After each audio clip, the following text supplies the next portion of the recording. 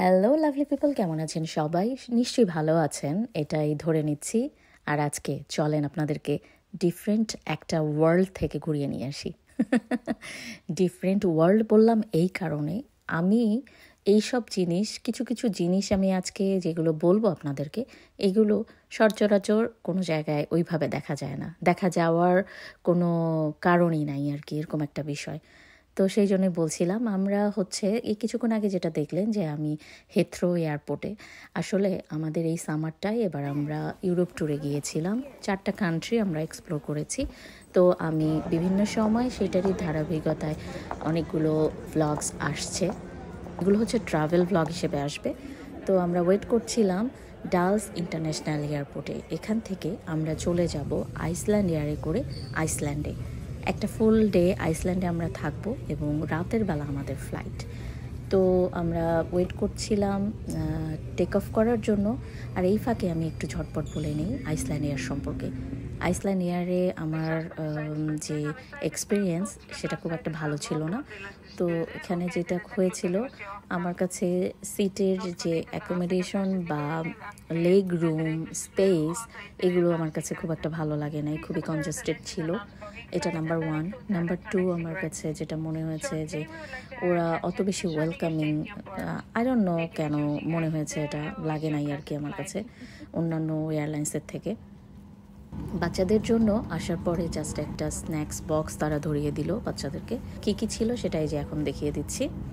আমাদের বড়দের জন্য যেহেতু এটা 7 আওয়ার্সের একটা ট্রাভেল ছিল, তো আমার কাছে মনে হয়েছিল যে 7 আওয়ার্সের ট্রাভেলটা কিন্তু খুব একটা শর্ট ডিস্টেন্স না।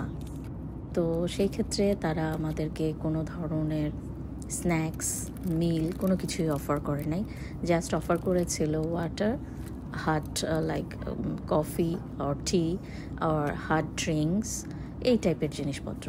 তো তার মধ্যে আমার কাছে মনে হয়েছে যে ওয়াটারটাই বেটার আদার থিংয়ের চেয়ে। তো আমি ওয়াটারটাই নিয়েছিলাম। এটাই ছিল আমার কাছে খুব একটা মনে হয় নাই যে খুব ভালো আর কি এদের সার্ভিস আর কি আইসল্যান্ড এয়ারের। আমরা পৌঁছে গেলাম কেফলাভিক এয়ারপোর্ট আইসল্যান্ডে। তো এইখানে জাস্ট আমাদের ইমিগ্রেশনের কাজগুলো শেষ করলাম, করার পরে ওয়েট করছি কেন জানেন? ওয়েট করছি আমরা আমাদের যে রিজার্ভেশন আগে থেকে দিয়ে রেখেছিলাম কারের, তো সেইটার জন্য। কার রিজার্ভেশনটা আগে থেকে দিয়ে নেওয়া ভালো, এটাও একটা আমি বলবো যে টিপস। কারণ আসার পরে যদি আপনারা এখানে পাবলিক ট্রান্সপোর্ট ইউজ করতে পারেন, কিন্তু যারা ফার্স্ট টাইম আসতেছেন তাদের জন্য পাবলিক ট্রান্সপোর্টে চলাফেরা আমার কাছে মনে হয় যে একটু টাইম কনজিউমিং। এই জন্য আমরা যেটা প্রেফার করেছিলাম আমাদের প্রাইভেট একটা কার আমরা রেন্ট করব এবং আমরা নিজেরাই আশপাশটা সাইট সিইং করবো আর কি।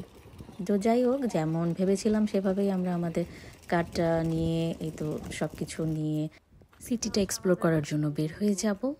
যেহেতু আইসল্যান্ড এয়ারের জার্নিটা খুব একটা কমফোর্টেবল ছিল না, রাতে ঘুমটুম একেবারেই হয়নি, তারপরেও আমাদের মধ্যে ক্লান্তি এতটুকু ছিল না।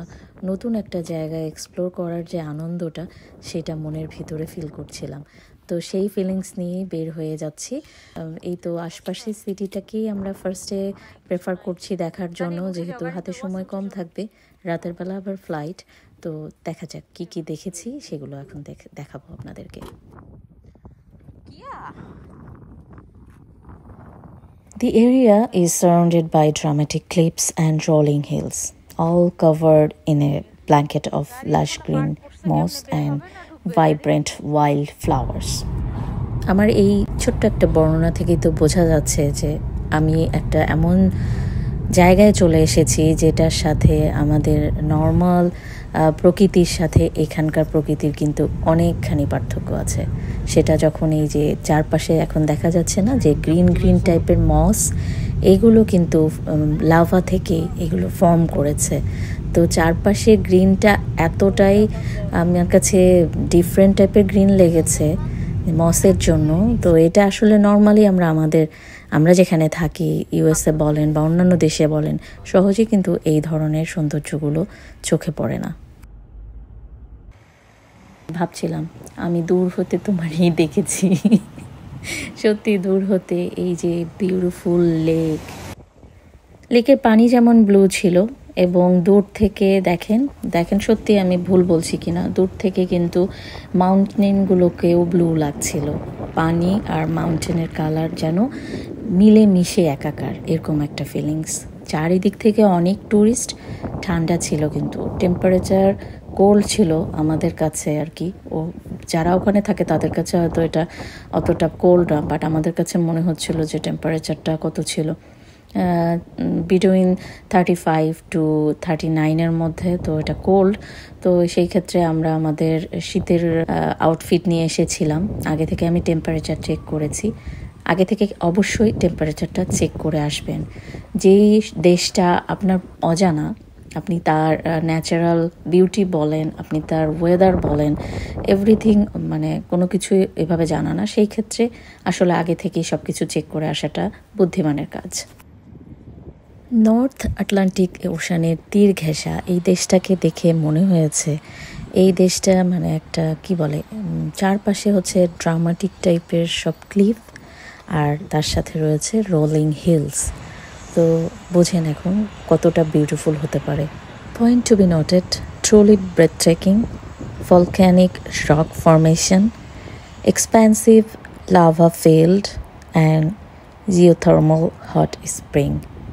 এই কয়েকটা জিনিস কোথাও গেলে আপনি এইভাবে এত অ্যাভেলেবেল পাবেন না।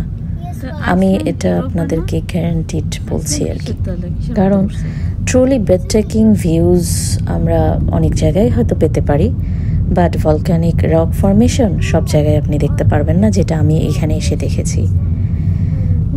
এক্সপেন্সিভ লাভা ফিল্ড, সেটাও দেখা সম্ভব না, যেখানে ভলক্যানো হবে সেখানে লাভা ফিল্ড হবে।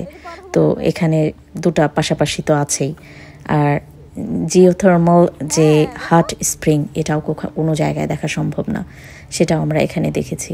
কিছু কিছু জায়গায় যখন আমরা যাচ্ছিলাম, এখানকার ওয়াটার থেকে একটা ভ্যাপারের মতো হচ্ছিল আর কি। ওয়াটারটা কিছুটা ওয়ার্ম, কারণ এখানে বিভিন্ন জায়গায় হচ্ছে লাভা ফিল্ড একদম কাছে না থাকলেও সামহাও কোনো না কোনোভাবে, আমি আসলে এত কি বলে ভূতত্ত্ববিদ না, সো আমি এগুলোকে এইভাবে এক্সপ্লেন করতে পারবো না। যতটুকু আমার জ্ঞানে বলে আমি সেইভাবেই আসলে বলার চেষ্টা করছি যে এই জায়গাটাতে আসলে অ্যাক্টিভ ভলক্যানো রয়েছে। সো এখানে কিছু কিছু জায়গা রয়েছে, স্পেসিফিক এরিয়া রয়েছে, যেগুলো জায়গাতে পাবলিক অ্যাক্সেস নাই, বিকজ যে কোনো সময় এখানে একটা ভলক্যানো ইরাপশন হতে পারে, এনি টাইম হয় এখানে। তো এর ফলে যেগুলো হয়েছে, ভলক্যানো ইরাপশনের থেকে লাভা উদগীরণ যখন হয়েছে, সেগুলো যখন ঠান্ডা হয়ে গেছে, কুল ডাউন হয়েছে, সেখানে মস তৈরি হয়েছে। এবং এখানে কিছু কিছু জায়গায় আমি দেখলাম যে রক ফরমেশনগুলো কমপ্লিটলি ডিফারেন্ট, রকের কালার ডিফারেন্ট, একদম ব্ল্যাক টাইপের, যেমন পুড়ে গেলে একটা ফরমেশন হয় ডিফারেন্ট টাইপের, সেই ধরনের এখানে আমি দেখেছি। তো কখনো কখনো যখন আমরা ট্রাভেল করছিলাম রোড দিয়ে, রাস্তা দিয়ে যখন আমরা যাচ্ছিলাম, দেখছিলাম দূর থেকে স্মোকের মতো উড়ে আসছে। তো সেখানে হয়তো সামহাও কোনো কিছু আছে, বা ওখানে হয়তো কোনো লাভার কোনো বিষয় আছে, আই ডোন্ট নো, মানে এটা আমরা ধরে নিয়েছি আর কি। চারপাশের প্রকৃতিটা আসলেই একটা কেমন জানি ড্রামাটিক একটা আমার কাছে লুক করেছে আর কি। তো আমি বলবো রিকমেন্ডেশন যেটা থাকবে আমার, যে যদি কেউ আসতে চান এরকম ধরনের ডিফারেন্ট এক্সপিরিয়েন্স নেওয়ার জন্য, তো আইসল্যান্ডে আসতে পারেন। আমরা এসে সত্যি অ্যামেজড, এত মানে ব্রেথটেকিং ভিউ, যেটা আসলে বলে শেষ করা যাবে না। তো আমরা মোটামুটি ঘুরেছি। আর এই যে জিওথার্মাল হট স্প্রিংয়ের যে এক্সপিরিয়েন্সটা, এটা আমরা ফেরার সময় করেছিলাম, যখন আমরা আমরা লন্ডন থেকে যখন ব্যাক করছিলাম ইউএসএর পথে, তখন আমরা আর একটা দিন ছিলাম, একটা নাইট ছিলাম। সো সেই সময় আমরা করেছিলাম। ওটার অভিজ্ঞতা তো আমি এখন বলে শেষ করতে পারবো না, যার ফলে আমি এখন আর এটা বলছি না, ওটা সারপ্রাইজ থাক, আমি নেক্সট ডে ওটা আমি শেয়ার করব। আর এই তো আমরা যখন আবার ফিরে আসলাম এয়ারপোর্টে, সেখানে দেখছিলাম যে ডিউটি ফ্রি শপ আছে, এখানে বিভিন্ন ধরনের ক্যান্ডিজ, সোভেনির, বিভিন্ন ধরনের কি বলে স্ন্যাক্স টাইপের জিনিস, অনেক কিছু ছিল।